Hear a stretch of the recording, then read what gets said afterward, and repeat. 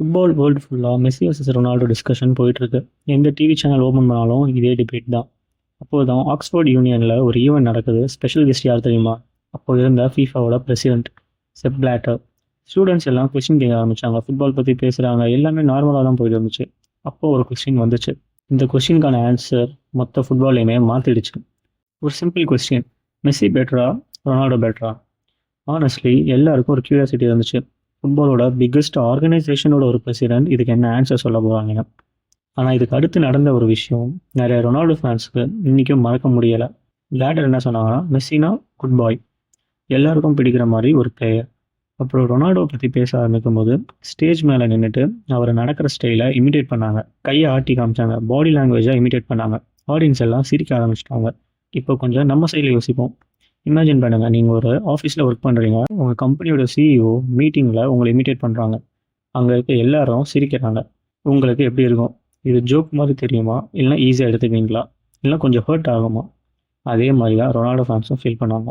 இப்போ முக்கியமாக ஒரு விஷயம், இந்த கமெண்ட் அஃபிஷியல் ஃபீஃபா ஸ்டேட்மெண்ட் இல்லை, அது செப் பிளாட்டரோட பர்சனல் கமெண்ட்னு சொல்ல ஆரம்பிச்சிட்டாங்க. பட் ப்ராப்ளம் என்னென்னா, ஃபுட்பாலில் ஹையஸ்ட் பொசிஷனில் இருக்க ஒருத்தங்க ஒரு பிளேயரை பற்றி பப்ளிக்கில் இப்படி பேசலாமா?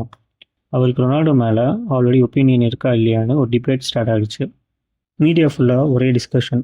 ஃபீஃபா பிரசிடென்ட் இப்படி பேசியிருக்கக்கூடாதுன்னு ஜேர்னலிஸ்ட் கொஸ்டின் பண்ண ஆரம்பிச்சிட்டாங்க. ப்ரெஷர் இன்க்ரீஸ் ஆகிடுச்சு. ஃபைனலி பிளாட்டர் ஒரு அப்பாலஜி கொடுத்தாச்சு. அது ஜோக் தான், ரொனால்டோ மேலே எனக்கு ரெஸ்பெக்ட் இருக்குன்னு சொல்லியாச்சு. ஆனால் சம்டைம்ஸ் சாரி சொன்னாலும் ஆல்ரெடி நடந்ததை கரெக்ட் பண்ண முடியாதுல்ல. ட்ரஸ்ட் டீல் பண்ணுறது ரொம்ப ஈஸி, பல வருஷம் ஆகும். பட் ட்ரஸ்ட்டை உடைக்கிறதுக்கு ஜஸ்ட் ஃபியூ செகண்ட்ஸ் வரும். ஸோ இந்த ஸ்பீச்சுக்கு அப்புறம் ரொனால்டோ ஃபேன்ஸ் ஒவ்வொரு ஃபீஃபா டிசிஷனையும் டவுட் பண்ண ஆரம்பிச்சிட்டாங்க. அவார்ட், ஓட்டிங், ரெகனைசேஷன் எல்லாத்துலேயுமே ஒரு பயாஸ் இருக்கும்போது யோசிக்க ஆரம்பிச்சிட்டாங்க. ஐரனி என்ன தெரியுமா? இந்த கான்ட்ரவர்சி நடந்த அதே இயர் ரொனால்டோ பீக் ஃபுட்பால் ஆடிட்டு இருந்தாங்க. ரியல் மேட்ரிட்டுக்கு கோல்ஸ், போர்ச்சுகலுக்கு கோல்ஸ், சாம்பியன்ஸ் லீக்ல கோல்ஸ். கேலண்டர் இயர் முடியும் போது ஆல்மோஸ்ட் 70 கோல்ஸ். சீரியஸ்லி அந்த டைமில் ரொனால்டோவை யாருமே ஸ்டாப் பண்ண முடியல. அப்போ தான் பலோண்டியர் ரேஸும் ஸ்டார்ட் ஆச்சு. ஃபுட்பால் வேர்ல்டில் ஒரே ஃபீலிங், இந்த அவார்ட் ரொனால்டோக்கு தான் போகுமான்னு. ஆனால் அவார்ட் அனௌன்ஸ்மெண்ட் வரும்போது அன்எக்ஸ்பெக்டட் ட்விஸ்ட். ஃபீஃபா ஓட்டிங் டெட்லைனை எக்ஸ்டெண்ட் பண்ணாங்க. அஃபிஷியல் ரீசன் என்னன்னு சொன்னாங்கன்னா, கொஞ்சம் கண்ட்ரிஸ் வந்து ஓட் பண்ணலாம், அதனால் எக்ஸ்டெண்ட் பண்ணுறேன்னு சொன்னாங்க. ஃபைனலி ரிசல்ட்டும் வந்துச்சு. Winner Cristiano Ronaldo. அப்போ அவார்ட் வாங்கும்போது ரொனால்டோ எமோஷ்னலி அழுக ஆரம்பித்தாங்க. நிறைய பேர் இன்றைக்கும் அதை மறக்கல. கொஞ்சம் யோசிச்சு பாருங்கள், சின்ன ஐலாண்ட்லேருந்து வந்த ஒரு பையன், ஃபேமிலி ஃபைனான்ஷியல் ஸ்ட்ரகிள்ஸில் வளர்ந்த ஒரு பையன் வேர்ல்டு பெஸ்ட் பிளேயர் அவார்டு வாங்கும்போது எமோஷனல் கண்ட்ரோல் பண்ண முடியுமா என்ன? ஆனால் அவார்ட் வின் பண்ணதுக்கு அப்புறம் கூட இந்த டிபேட் ஒன்றும் முடியல. சில ரொனால்டோ ஃபேன்ஸ் சொன்னாங்க ஃபைனலி ஜஸ்டிஸ் கிடைச்சிருச்சுன்னு. இன்னும் சில பேர் பப்ளிக் அவார்டு இல்லைனா இந்த அவார்டு கிடைச்சிருக்காதுன்னு பேச ஆரம்பிச்சிட்டாங்க. ஆனஸ்ட்லி இந்த கொஸ்டினுக்கு 100% ஆன்சர் யார்கிட்டையும் இல்லை. அண்ட் யாராலையும் அதை கொடுக்கவும் முடியாது. ஏன்னா அதை ப்ரூவ் பண்ண எந்த எவிடன்ஸும் இல்லை. ஆனால் ஒரு விஷயம் மட்டும் கிளியர், 2013 அப்புறம் ரொனால்டோட ஃபீஃபா ரிலேஷன்ஷிப் முன்னாடி மாதிரி இல்லை. அவார்ட்ஸ்க்கு வருவாங்க, ஸ்டேஜ் மேலே போவாங்க, ஸ்பீச் பண்ணுவாங்க. ஆனால் இயர்லியர் இருந்த அந்த க்ளோஸ்னஸ் இல்லை. நிறைய ஃப்ரெண்ட்ஸ் ஃபீல் பண்ணாங்க இது ரொனால்டோட டெசிஷனாக இல்லை மீடியா கிரியேட் பண்ணுற ஒரு இமேஜான. அதுக்கு இன்றைக்கும் டிபேட் போயிட்டு தான் இருக்குது. ஆனால் இங்கே ஸ்டோரியே முடியலை. ஆக்சுவலி 2018 நடந்த ஒரு அவார்ட் இந்த ஹோல் டிபேட்க்கும் மறுபடியும் பெட்ரோல் ஊற்றி கொளுத்தி போடுச்சு. சாம்பியன்ஸ் லீக்கில் டாப் ஸ்கோரர் ரியல் மேட்ரிட்க்கு 3rd கன்செக்யூட்டிவ் சாம்பியன்ஸ் லீக் வாங்கி கொடுத்தாச்சு. வேர்ல்டு கப்பில் ஸ்பெயினுக்கு எதிராக அன்ஃபர்கட்டபிள் ஹேட்ரிக். கேலண்டர் ஃபுல்லாக அவுட்ஸ்டாண்டிங் நம்பர்ஸில் தான் இருந்துச்சு. அப்போ எல்லாருக்கும் ஒரே எக்ஸ்பெக்டேஷன், இன்னொரு பலோண்டியர் ரொனால்டோக்கு தானே. ஆனால் வின்னர் லூகா மாட்ரிச். உடனே ஃபுட்பால் வேர்ல்டு ரெண்டாக ஸ்பிளிட் ஆகிடுச்சு. ஒரு சைடு மாட்ரிக் டிசர்வ் பண்ணாங்கன்னு, இன்னொரு சைடு ஸ்டாட்ஸ் பார்த்தா ரொனால்டோ டிசர்வ் பண்ணாங்கன்ற மாதிரி இருக்குது.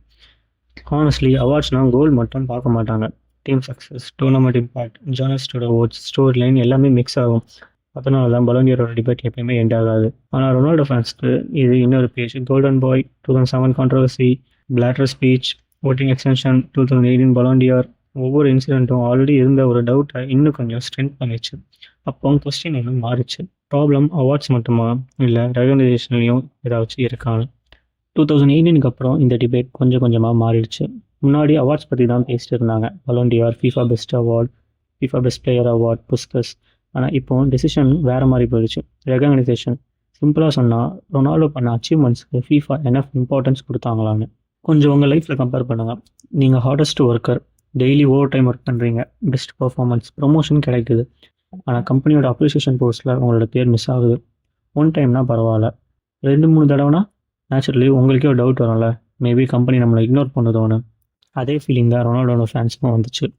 ஒரு எக்ஸாம்பிள், ஸ்போர்ட்ஸ் ஃபீஃபா கேமில் ஒரு டைமில் ரொனால்டோ தான் கவர் ஃபேஸ். அது நார்மல், ஏன்னா அப்போ அவர் தான் ஃபுட்பாலோட பிக்கஸ்ட் சூப்பர் ஸ்டார். ஆனால் கொஞ்ச நாளில் கவர் மாறிடுச்சு. சோஷியல் மீடியா ஃபுல்லாக ஃபீஃபா ரொனால்டோ ரிமூவ் பண்ணிட்டாங்கன்னு ரூமர்ஸ் கிளம்பிடுச்சு. ஆக்சுவலி இங்கே ஒரு இம்பார்ட்டன்ட் கான்டெக்ட் இருக்குது.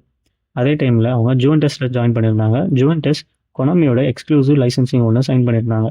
அதனால் கேமில் கிளப் ரெப்ரசன்டேஷனே சேஞ்ச் ஆகிடுச்சு. அதனால் கவர் மாறி போயிடுச்சு. பிஸ்னஸ் ரீசனும் இருக்குல்ல, ஸோ அது பயாஸ்னு டேரெக்டாக சொல்ல முடியாது. சம்டைம்ஸ் பிஸ்னஸ் டிசிஷன் வெளியிருந்து பார்க்கும்போது பொலிட்டிக்கல் டிசிஷன் மாதிரி தெரியும். ஆனால் அதுக்கப்புறம் மறுபடியும் ஒரு டிபேட் புஸ்கஸ் ஓவரில் வந்துச்சு. ஞாபகம் இருக்கா ரொனால்டோட bicycle kick against Juventus? Honestly football பார்க்குற யாராலையும் அந்த கோலை மறக்க முடியாது. ஈவன் ஜுவென்டஸ் ஃபேனே ஸ்டாண்டிங் ஓவேஷன் கொடுத்தாங்க அந்த ஒரு கோலுக்கு. அந்த மாதிரி ஒரு கோல் ஃபுட்பாலில் ரொம்ப ரேரான கோல். ஆனால் அந்த இயர் புஸ்கஸ் அவார்டு வாங்கினது முகமது சாலா. உடனே அகைன் டிஸ்கஷன் ஸ்டார்ட் ஆகிடுச்சு. ரொனால்டோ ஃபேன்ஸ் சொன்னது சைக்கிள் கிக்கை விட பெட்டர் கோல் ஏதாச்சும் இருந்துச்சாங்க. கிரிட்டிக்ஸ் சொன்னது புஸ்கட்ஸ் அவார்ட் பப்ளிக் ஓட்டிங்கோ எக்ஸ்பர்ட்ஸ் ஓட்டிங்கோ சேர்ந்து தான் வந்துச்சு. ஸோ ஃபைனல் வின்னர் சாலா தானே. ரிசர்ச் பண்ணும்போது எனக்கு ஒரு சைக்காலஜிக்கல் கான்செப்ட் ஞாபகம் வந்துச்சு. அதுக்கு பேர் கன்ஃபர்மேஷன் பயாஸ். கொஞ்சம் கஷ்டமான வேர்ட். சிம்பிளாக சொல்லணும்னா, நம்ம ஒரு விஷயத்தை நம்பிட்டா நம்ம பார்க்குற எல்லாமே அதுக்கேற்ற மாதிரியே தெரியும். ஃபார் எக்ஸாம்பிள், நீங்கள் ஒரு ரெட் கலர் கார் வாங்க போகிறீங்கன்னா, நீங்கள் ரோட்டில் போகும்போது பார்க்குற எல்லா காருமே ரெட் கலராக தான் தெரியும். அதுக்கு அர்த்தம் ரெட் கலர் கார் இன்க்ரீஸ் ஆகிடுச்சுன்னு இல்லை, நீங்கள் ரெட் கலரை கொஞ்சம் அதிகமாக நோட்டீஸ் பண்ண ஆரம்பிச்சிட்டிங்கன்னு. மேபி ரொனால்டோ ஃபேன்ஸ்க்கும் அதே மாதிரி நடந்திருக்கலாமா? மேபி. ஆனால் அதே நேரத்தில் ரியல் கான்ட்ரவர்சிஸும் இந்த பிலீஃபை கொஞ்சம் ஸ்ட்ரென்தன் பண்ணிடுச்சு. ஆனால் ஒரு அச்சீவ்மெண்ட் மட்டும் ஹிஸ்ட்ரி புக்கில் permanent. Cristiano Ronaldo international football ஹிஸ்ட்ரியில் ஹையஸ்ட் கோல் ஸ்கோரர் ஆனார். இது சின்ன ரெக்கார்டு இல்லை, ஃபுட்பால் ஹிஸ்ட்ரியை ரீரைட் பண்ண ரெக்கார்டு. ஃபேன்ஸ் செலிப்ரேட் பண்ணாங்க, பிளேயர்ஸ் கங்க்ராச்சுலேட் பண்ணாங்க, மீடியா கவர் பண்ணிச்சு. ஆனால் சில சப்போர்ட்டர்ஸ்க்கு இன்னும் ஒரு ஃபீலிங், ஃபீஃபா சைடில் இருந்து இன்னும் கொஞ்சம் பெருசாக செலிப்ரேட் பண்ணியிருக்கலாமேன்னு.